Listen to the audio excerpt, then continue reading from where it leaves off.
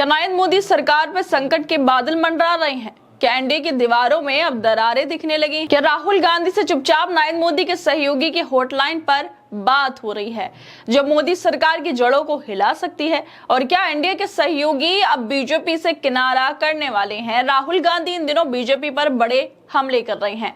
उन्होंने देश भर में वोट चोरी को लेकर गंभीर आरोप लगाए। कहीं फर्जी वोटरों की बात कर रहे हैं तो कहीं वोटर लिस्ट में धांधली के आंकड़े पेश कर रहे हैं।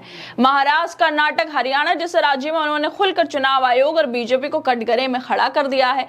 लेकिन अब इस पूरे सियासी तूफान के बीच आंध्र प्रदेश के पूर्व मुख्यमंत्री और वाईएसआरसीपी कांग्रेस प्रमुख जगन मोहन रेड्डी ने एक बड़ा दावा कर दिया।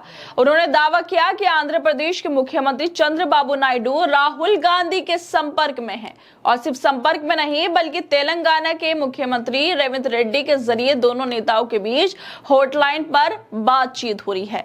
अब सवाल ये उठता है कि क्या चंद्रबाबू नायडू जिस वक्त एनडीए के घटक दल के तौर पर बीजेपी सरकार का हिस्सा है, क्या वो अब बीजेपी से दूरी बना रहे हैं? क्या वो धीरे धीरे कांग्रेस के करीब आ रहे हैं? और अगर ऐसा है तो क्या नरेंद्र मोदी की केंद्र सरकार को सत्ता से हटाने की तैयारी शुरू हो चुकी है? ये संकेत क्या आने वाले दिनों में एनडीए की एकता को तोड़ सकते हैं? क्या ये मोदी सरकार की राजनीति जमीन को हिला सकता है?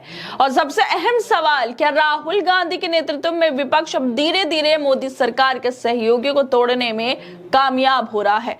ये सभी सवाल इस वक्त चर्चा का केंद्र बन चुके हैं क्योंकि जगन रेड्डी का ये दावा इन्हीं सवालों को खड़ा कर रहा है।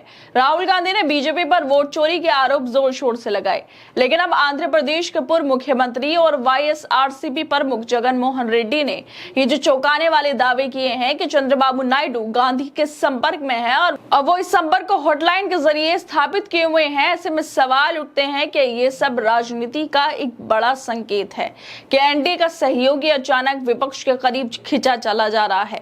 क्या चंद्रबाबू नायडू अब राहुल गांधी के साथ जाने वाले हैं? क्या तेलंगाना के मुख्यमंत्री रेवंत रेड्डी इस पूरे सियासी खेल में ब्रिज बने हुए हैं?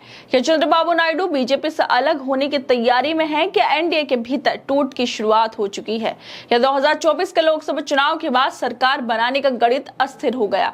ये सब सवाल इसलिए ही उठ रहे हैं क्योंकि जगन मोहन रेड्डी ने ये दावे किए हैं और इसके साथ ही जगन मोहन रेड्डी ने आगे ये भी कहा कि राहुल गांधी वोट चोरी की बात करते हैं तो वो आंध्र प्रदेश के बारे में बयान क्यों नहीं देते, जहां घोषित नतीजों और मतगणना के दिन के नतीजों के बीच सबसे ज्यादा 12% के करीब वोटों का अंतर था। वो अरविंद केजरीवाल के बारे में क्यों नहीं बोलते जबकि अरविंद केजरीवाल खुद विधायक का चुनाव हार गए थे? वो ऐसा नहीं करते। राहुल गांधी आंध्र के बारे में बात नहीं करते क्योंकि चंद्रबाबू नायडू रेवंत रेड्डी के जरिए हॉटलाइन पर राहुल गांधी के संपर्क में है। चंद्रबाबू नायडू फिलहाल एनडीए के बहुत अहम घटक हैं और उन्होंने बीजेपी के साथ मिलकर आंध्र में सरकार बनाई। लेकिन अब सवाल उठते हैं, क्या वो अब इस संगठन से उब चुके हैं? क्या वो नरेंद्र मोदी की अगुवाई वाली सरकार से अपना समर्थन वापस ले सकते हैं?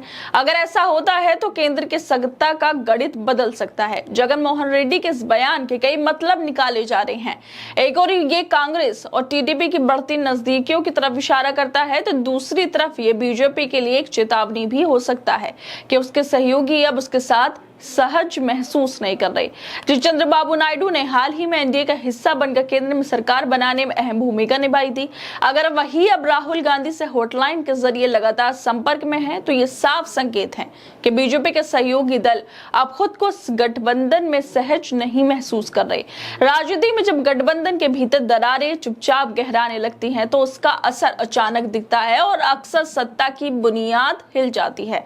ऐसे में सवाल ये भी है, क्या ये महज एक अफवाह है या किसी बड़े सियासी बदलाव की आहट? और अगर वाकई कांग्रेस और टीडीपी के बीच कोई अंदरूनी सहमति बन रही है तो बीजेपी को इस संकेत को हल्के में नहीं लेना चाहिए।